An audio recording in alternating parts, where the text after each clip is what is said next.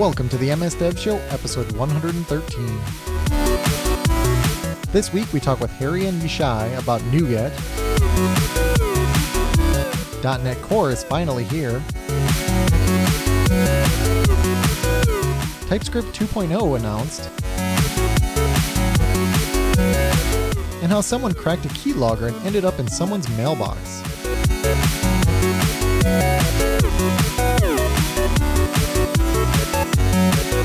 This episode of the MS Dev Show is brought to you by Infragistics, providing tools and solutions to accelerate design, development, insights, and collaboration for any organization.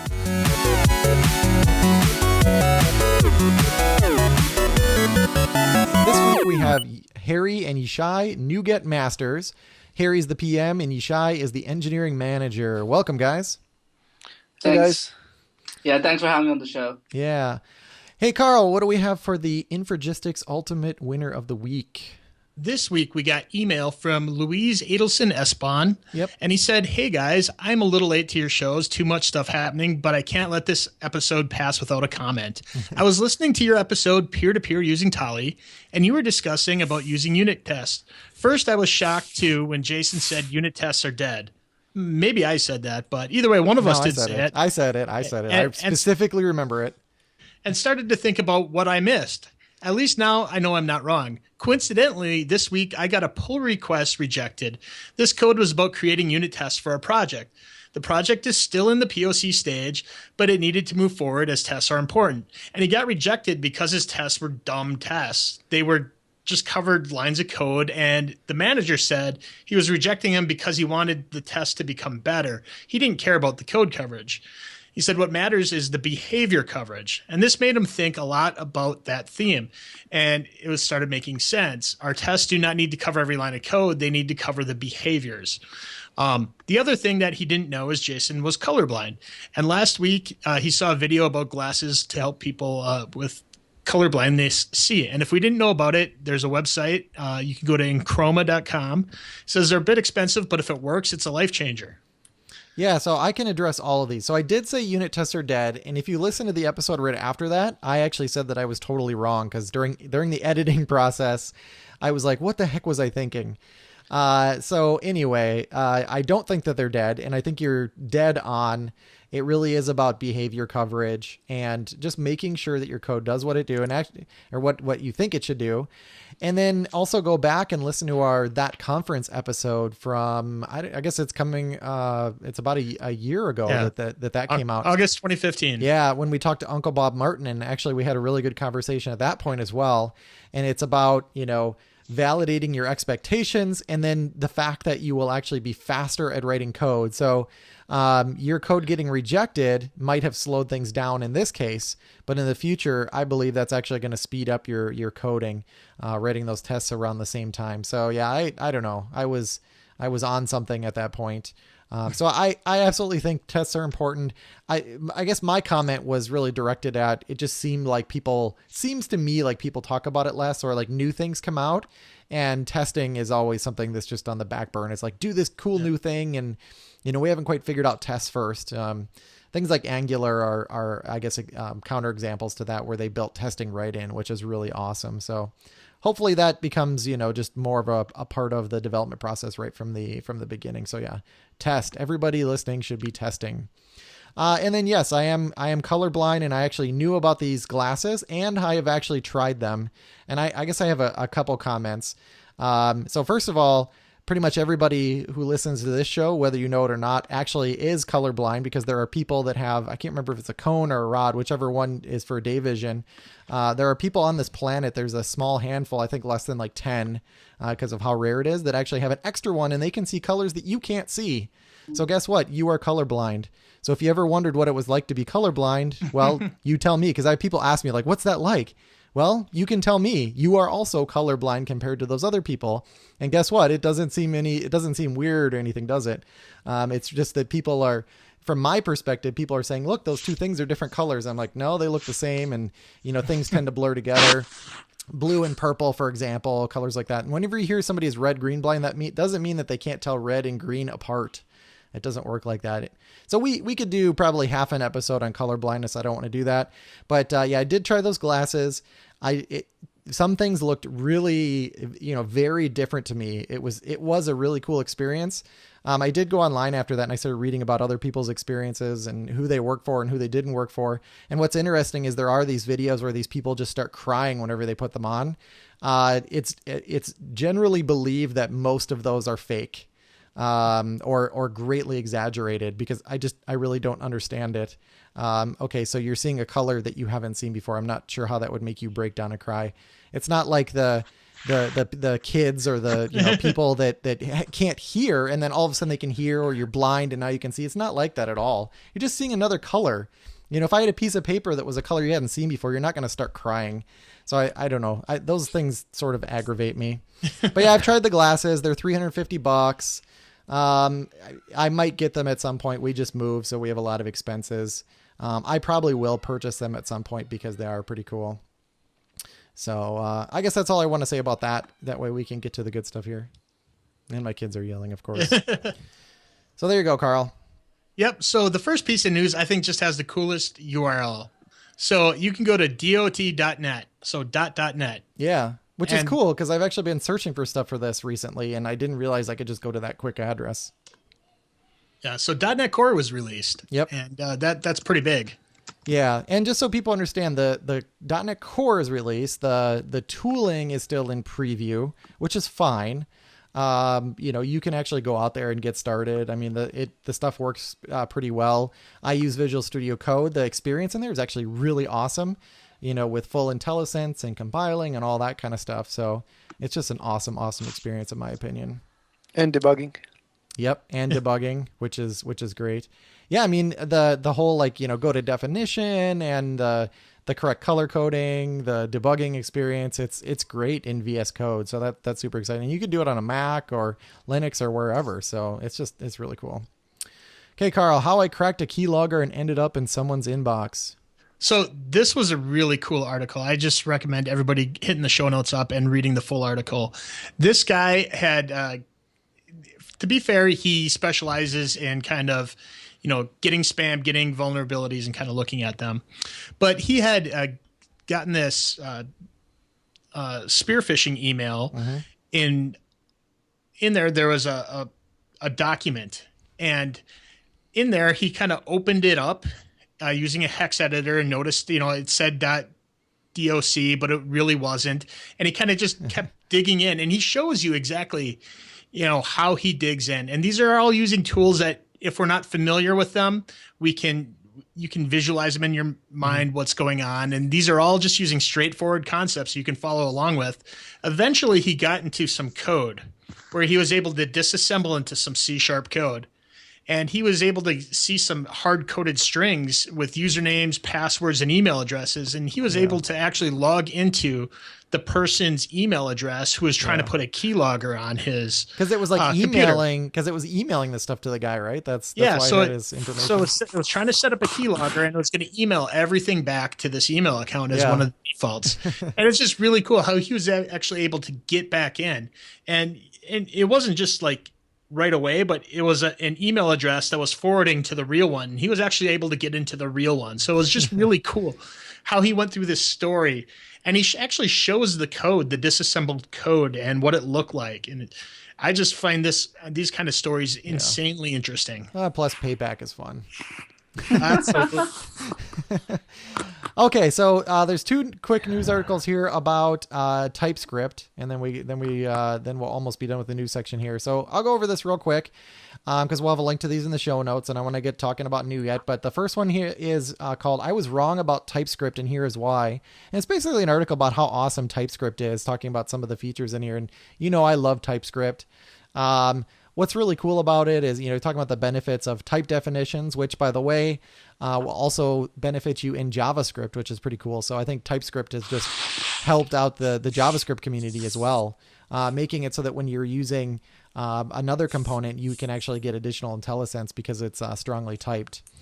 And then he talks in here about different tools like linting tools, and basically you have like a compilation process, so finding issues that during development time and that whole thing. So the whole article is just a great advertisement for TypeScript, quite honestly. And then the second one here about TypeScript is just announcing TypeScript 2.0 beta. Unfortunately, async await isn't in there, but there's some other good features.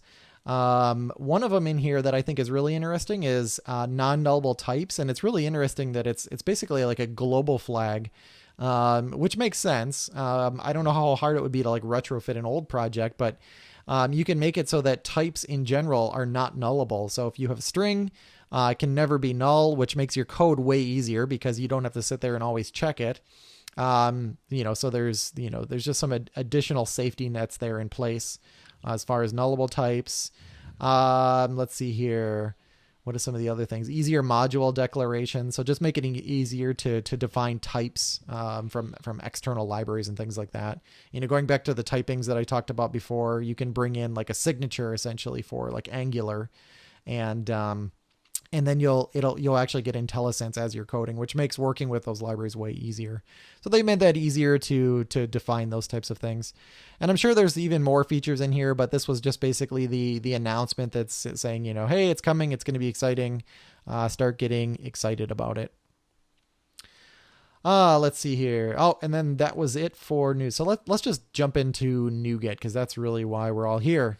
So I guess this seems like a completely absurd question, guys, but I guess we have to ask it in case somebody has been living under a rock for the past 5 years. But what is NuGet? So a NuGet is it's a package manager for all Microsoft dev platforms, right? And especially .NET in most cases. So how NPM is to Node, NuGet is to .NET. Okay. Yeah. And NuGet is not just, in my opinion, just like a package management system. People have built amazing amounts of products on top of NuGet, like Octopus Deploy, like Chocolatey. Yeah. There's so many people that have actually used like NuGet Stack and the fundamentals to build their own products on top of it. So it's an entire ecosystem. And primarily, our job is to make .NET great. Okay. And then even, I see it becoming more and more important too, right? For .NET Core, like NuGet is like central to how you bring in other things.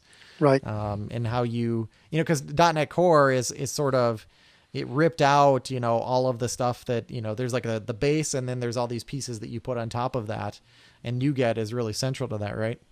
Yeah. So I think the big change that came from .NET Core, but now is available elsewhere, is the idea that the basic reference unit now in .NET is a package. Yeah. Where if you look at NuGet up until a year ago, NuGet was kind of an add-on, bolt-on almost. And you took a package, and if you open your CS proj, it got filled in with all these long, ugly paths. And you start moving stuff around, they didn't work anymore. And if you checked it in, you had merge conflicts. Because NuGet was not a thing. NuGet was just a delivery mechanism. And you put stuff on disk, and then we change your projects, and then everything was fine. With .NET Core and Project JSON, NuGet is the basic unit of reference, right? That's one big thing. And the other thing is the kind of the project and package duality. So you have a project, you reference the project. It's just like you reference the package. If the project has dependencies, they flow up into your app, and you don't have to redefine them. If you ever built a WPF app, and you try to add references by hand, you always know that you remember the first one, then you find the second one, then you compile, you find the third one, and the fourth one. Yeah. And with this new wave, everything is transitive. And that means if a package has a reference or a project has a package reference, that reference flows up to the consuming projects and all the way through the system. That's kind of the big change. Source and packages are essentially interchangeable. Okay. I didn't realize that. That's really interesting. So what is the current version of NuGet that we're on? So the public version is 3.4.4. Okay.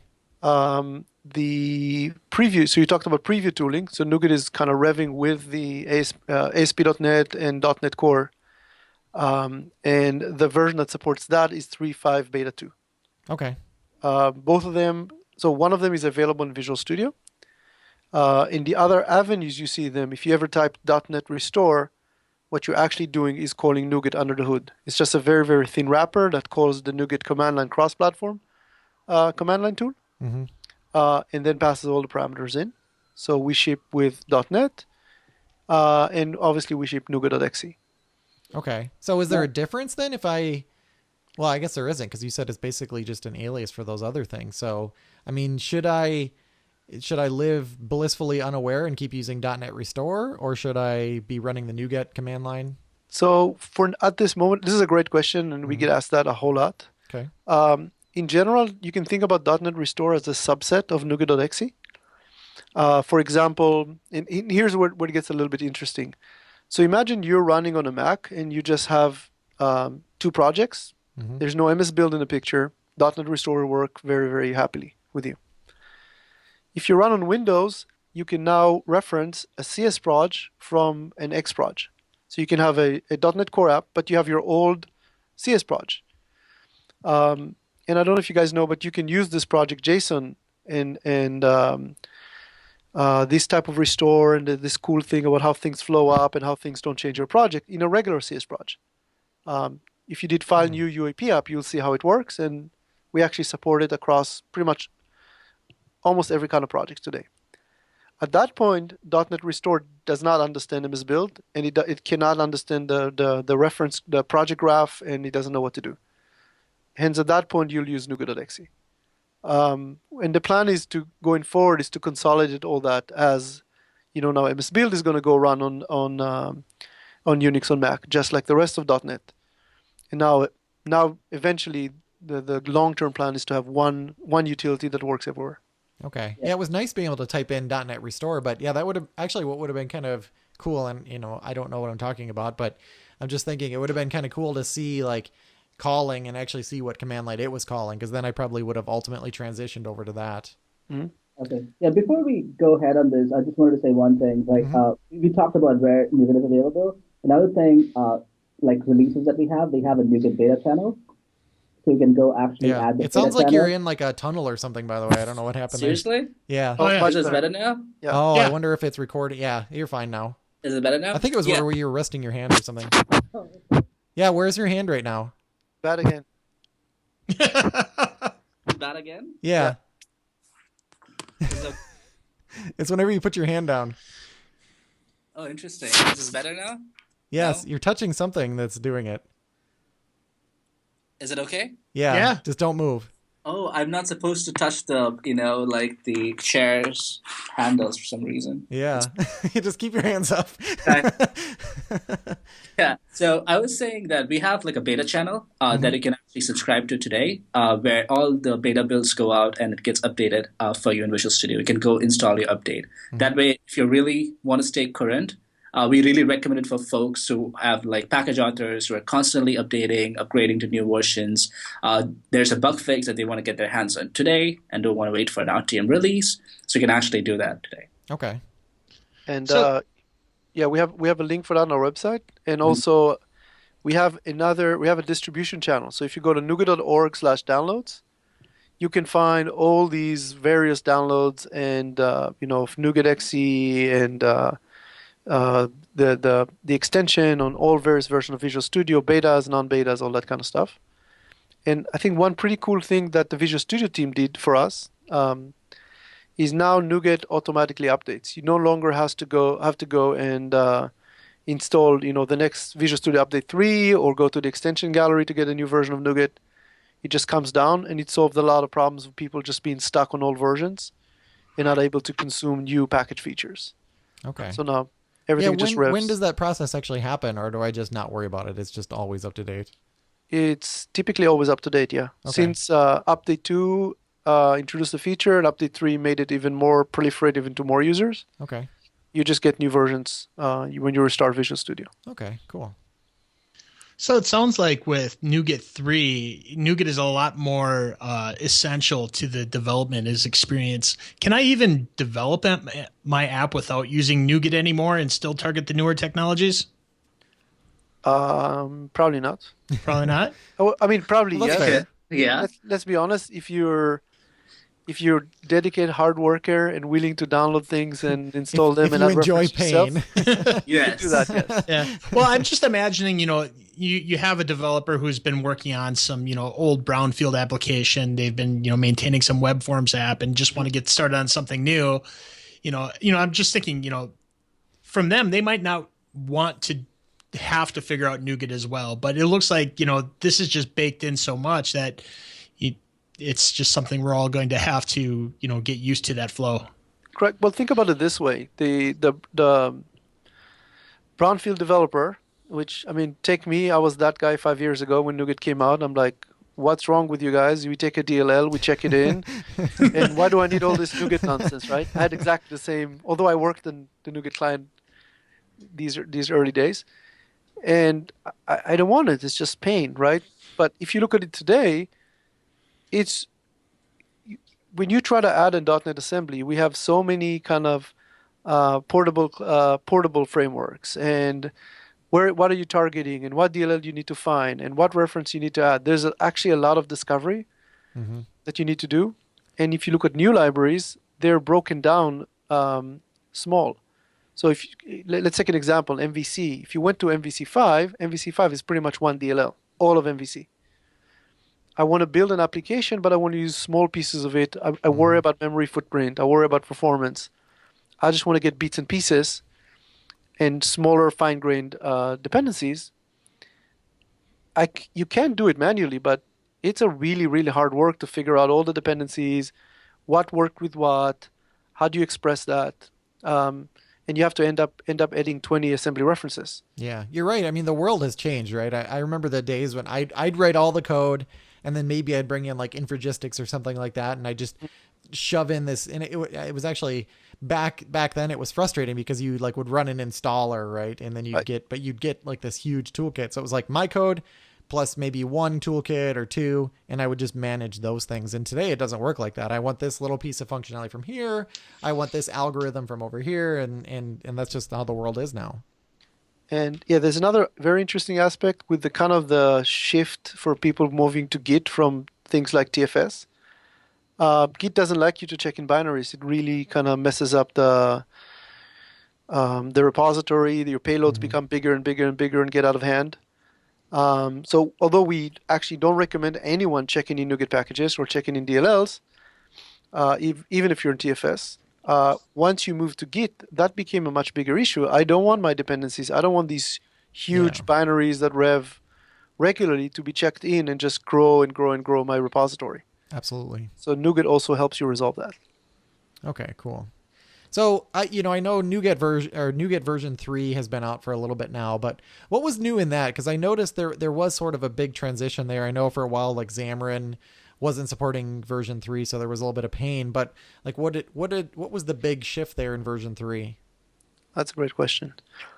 It's actually, when you say version 3, so NuGet version 3 is just a new version of NuGet tooling that does multiple things, right? It still supports old ways of doing package.config. NuGet version 3, but also brings in this new concept called project.json, support for project.json. Project.json essentially is a way where you can declare your packages instead of in an old XML file. But there's a couple of things that happen. We promise we don't modify your project files anymore. Like when you added a reference, when you added a package reference, you would add an entry to package.config, and you would also add a reference path into your CSproj. That doesn't happen anymore. Oh, okay. Transitive dependencies are not explicitly it's not marked anymore. It's not flattened anymore. Before, like personally, when I used to install packages in the old package.config world, I want to uninstall something. It's basically like a hit and miss. You'll try uninstalling something and say, hey, no, it actually depends on something else, right? So as a customer, I never installed those packages myself. I just installed something that brought those dependencies in. So that's not a problem anymore.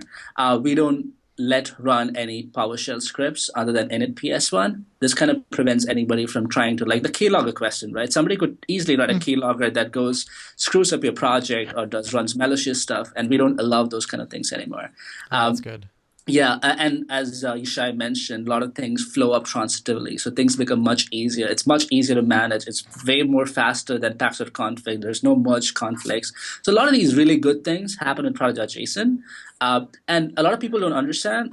We support project.json in most project types. You could literally take your existing WPF app and make it manage the dependencies using project.json instead of package.config. And we are releasing a tool really soon that's going to help you actually do this.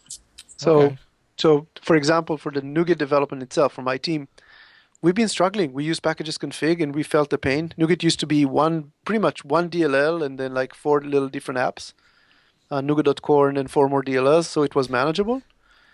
Now we've broken down significantly for like 20 projects because we have people consuming individual pieces of NuGet, like what is a version, what is a framework, and we start feeling the pain, and we moved to use this project JSON concept. So we have a regular CS proj, basically a WPF app, which is a Visual Studio extension, and we use project JSON next to it, and we kind of what we call dog food, right? We dog food the pain. And we try to, feel the pain before our users feel the pain. Yep. So not only us, we move this way. Roslyn now uses this as well. So if you go to the Roslyn project, it's not a .NET Core app. It's a regular CS Proj classic, except package management is using Project JSON and not packages config. Yeah. Infragistics ultimate UX and UI tools and enterprise mobility solutions, Share Plus and Report Plus, enable high-performance apps on any device, faster data insights, simplified collaboration, and market-leading security, all backed by comprehensive support. With Infragistics Ultimate UX and UI Development Toolkit, you can ensure mission-critical applications delivering a superior user experience on the desktop, web, and native device environments for iOS and Android. With the latest BI tools, wow your users with dashboards providing the data insights that they need when and where they need it, all at a low total cost of ownership. Try it today. Download a free trial at Infragistics.com and follow them for the latest updates in UX and UI development, reporting, and collaboration at Infragistics on Twitter. And remember, each week, if we pick your comment on the show, you will get a free copy of Infragistics Ultimate UX and UI Toolset. Yeah, and one of you mentioned, like, if I bring in like a third party, well, I guess they're all third party. If I bring in a NuGet package, and that NuGet package references something else that I'm also referencing directly, and if those versions mismatch, I think you made a comment about that. So is it using the one that I'm referencing directly? Is that the one that takes precedence? Yes. So the algorithm is, we describe it in, it's like a family tree. Yeah. Well, that's actually I was thinking was like children and then like grandchildren. And... Right. So basically we say the closest win. Mm-hmm. So if you have a definition that's closer to you from your perspective, it's your first level dependency, we make it win over things below you. Yeah. So that gives you as a user the ultimate way to make a decision. Even though package owner says he wants version 2 of something and you want version 3 or version 1, we will let you override him. Okay. If that happens though, we tell you downgrade it. So if a package owner asks for version 2 of something and you specified version 1, you didn't even know what he was doing. You just added him. And now you're downgrading his dependency. We will warn you and tell you, hey, you have a downgrade warning here. Yeah. Go figure out. We tell you which package asks for what. Yeah. And you've what probably just broken the thing that you wanted to use. Right. And then we have what we call cousin dependencies. And cousin dependencies are they're things that you don't see directly. They show up in the graph below you somewhere, and they disagree. And at that point, we take the highest of the two. The highest version? The highest version of the two. Okay, that makes sense, yeah. If you go to our docs, there's a very nice article that shows visually what it means and what is the resolution algorithm. Okay. I should probably read the documentation. That might be useful. Yeah. A couple other things we did with NuGet 3. So we talked about the fact that we've written it to be a little more modern and a little more broken down. So NuGet.core reached to a point that it wasn't maintainable anymore. So that was one thing. We talked about the project JSON, which actually was introduced in NuGet 3.1.1. Okay. As part of the new UAP release in .NET Core packages. It also includes a new package format. So there's the idea of what we call content files and runtimes. So with NuGet 3, a package, if you use project JSON, a package can define runtime. And a runtime means, imagine I have a piece of code that does compression. Mm-hmm. That code can run on a Windows machine and use some native Windows code or C++ code compiled to run on Windows. to optimize the compression. But when you go to Ubuntu, that code is not going to run. It's not compiled for the same, the same OS, or you might be on a different processor. So now we have a capability in the package to say, okay, for compilation purposes, here's my reference. But for runtime references, please include these DLLs, native DLLs of any kind, and have them load and run. Okay. And that's pretty much what makes .NET run on multiple platforms, because a lot of it is just wrappers over, if you do HTTP client and you go to Unix, you use curl. You don't use Windows directly. Win HTTP.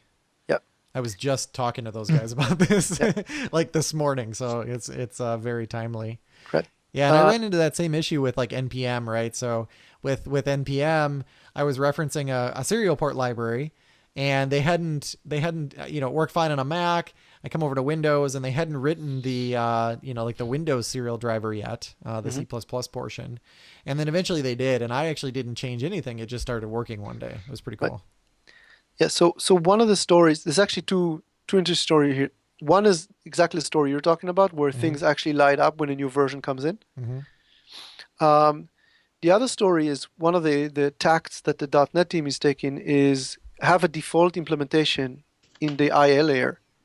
So you do compression, it could be inefficient, but it works. Yeah. Now, when a platform comes in and says, "Oh, I have a good implementation for this," right, it can light it up and load that DLL dynamically, and now you have better performance per platform. But you try to work on much surface as you can. Okay, that's pretty cool. There's a third thing that happened with NuGet 3, and that is NuGet.org was a site that was built very early on based on OData and SQL. And it has seen tremendous growth. Just the last year, I'm a year and a half on the team now. Just in my time, we tripled our download counts per month. Wow. Which started to put a lot of pressure on the database. It also was kind of an open-ended OData API that let people just write arbitrary queries and write and join on your database. That's always a good idea. Right. Wasn't very pretty. Yeah. So the team, it was actually the team before me, before I joined, decided to build a new kind of a REST API. So, it's not OData anymore. It's a set of kind of fixed queries and links. So we have JSON LD technology combined with storage. And now when you go and get data, most of the data is pre-computed, and it's just stored on in Azure Blob Storage and surfaced for CDN. So now we can scale up tremendously for things like what I call machine operations, like restore, install, without any cost. Well, that CDN has to be huge too. I mean, for anybody who was outside the US, I'm guessing it was not necessarily a great experience from a latency perspective then. Right. Yeah. So we have a pretty good CDN. It's we use the Azure CDN for now. We're talking about. I hope it's the Azure one. Yeah. We're actually talking about expanding it to using more CDNs in parallel. Okay. That's kind of the, if you look at things like Netflix and other things that have kind of high availability, they'll use more CDNs. Okay. Funny thing, it costs you the same. Yeah. It actually might cost you even less in some cases. Yeah. Because different CDN providers works better at different regions. Well, and Azure actually has multiple CDN providers, so you don't even necessarily have to leave Azure. So very cool. That's correct. That's the plan. Yep. Okay. Because I think there's Verizon and Akamai. So. Right. Yep. Cool. Yeah. So that's it. Sorry, go ahead. So when I remember when NuGet 3 came out, I'm friends with a lot of package maintainers that I heard a lot of people complaining either about missing features or just, a lot of gotchas with NuGet 3. Have these been addressed, or were these just scenarios where, these package maintainers just didn't understand the goals and how NuGet 3 worked? That's a great question. I would say that's really why I joined the team. So, there are two aspects. So one aspect when NuGet 3 came out, it was rough. Let's be honest, and let's not try to make it pretty. It wasn't pretty. It had lots of bugs. And the tact we took, and we're still taking that tact, we're prioritizing first things like I want update to work fast. I want restore to work fast. I want things to just work and install and be smooth. And there's a guy on my team now, just all he does is get feedback from customers on update. Customers say, look, my update takes 30 minutes, 2 hours, 10 minutes. Doesn't matter for them, it's long. Right? And we look at it, we break it down, we figure out, okay, what area of the code causes this slowness because we don't see it normally. And then we see, oh man, you have a dependency graph that's 37 deep and has 2,000 packages, which is something we've never seen. It's like it's a trend, right? Mm-hmm. Well, let's figure it out. It's not that hard, but when you know that it's there, that pattern is there, you can make it a lot better. Yeah. So that's one big aspect, what we invest in.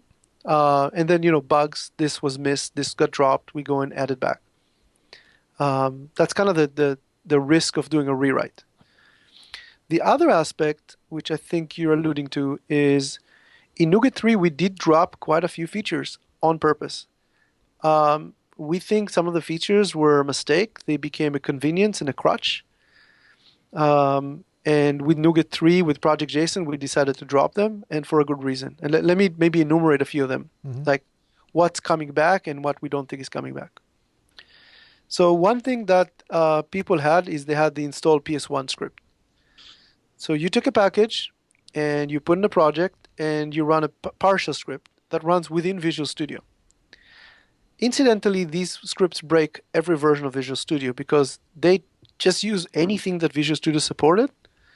There's not necessarily a compatibility guarantee. We've seen packages like the T4 scaffolding package break every single release of Visual Studio. It's a package actually my old team used to own, the MVC team. But it relied on something that is just cannot be relied on. And we basically decided to abandon the support for that. Well, it does seem, it seems a little dangerous to just allow arbitrary code execution. I mean, Office already learned that lesson right now. When I open a document, it says, hey, this is from a third party. It has macros. Are you sure you want to allow it to run arbitrary code? Another thing is that in the same vein is that the code could modify anything you don't know. And it's even though our packages are really skillful, the fact remains that if you want to have a clean uninstall story as well, you have to keep every single situation in mind, right? So it speaks like it's a significant amount of work to have like a clean install, uninstall modification, even if you do it. Yeah, and the only thing worse than writing an installer is writing an uninstaller. Right. There are two other big aspects here. Can you guys hear me? Yeah, I can hear you. We lost video, so yeah, it's coming back. Yeah, Carl, if you want to turn your video back on, Oh yeah, actually, all three are reloading. Okay, I started mine. Just keep going.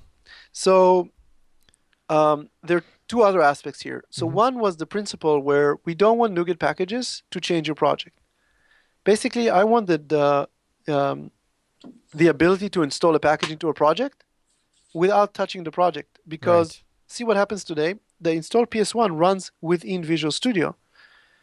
But everybody today uses a CI system. And they use the CI system to rev the versions of the packages to figure out if is the new version going to break me or not? Do I get performance improvements, right? Or I just want to consume these new things without somebody having to go and check them in manually.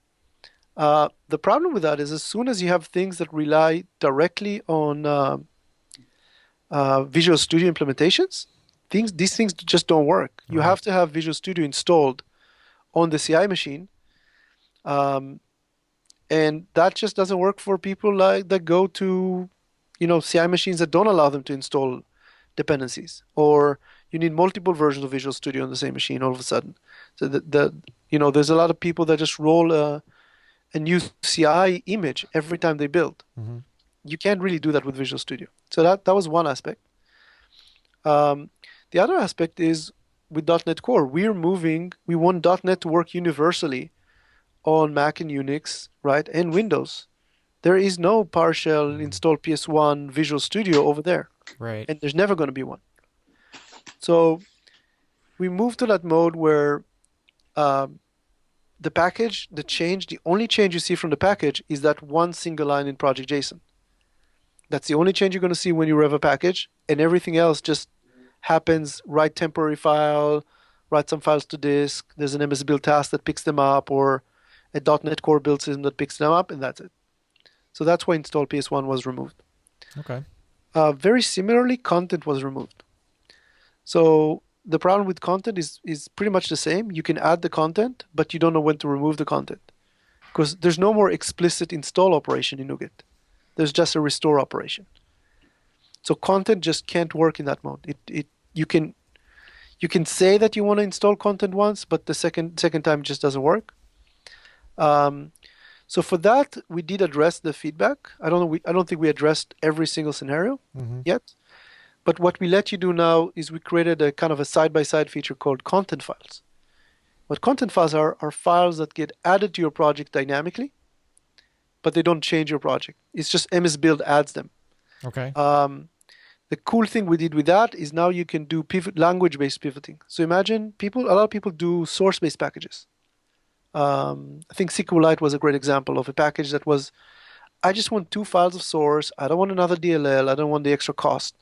Just take these 2 source files and embed them in my project. That worked okay if you're C#, because nobody built F# or VB or C# or all of them combined. It was just too hard. In NuGet 3 and Project JS, we introduced language-based pivoting. So you can say, here's my C# folder for net45, here's the code. Here's my F# folder for net45, here's the code. And now you can build packages that are universal across the 3 major languages. In fact, it actually works for any language. It's just the C# VB and F# are document, and everything else just picks the lang property from MS Build and goes by that. Okay.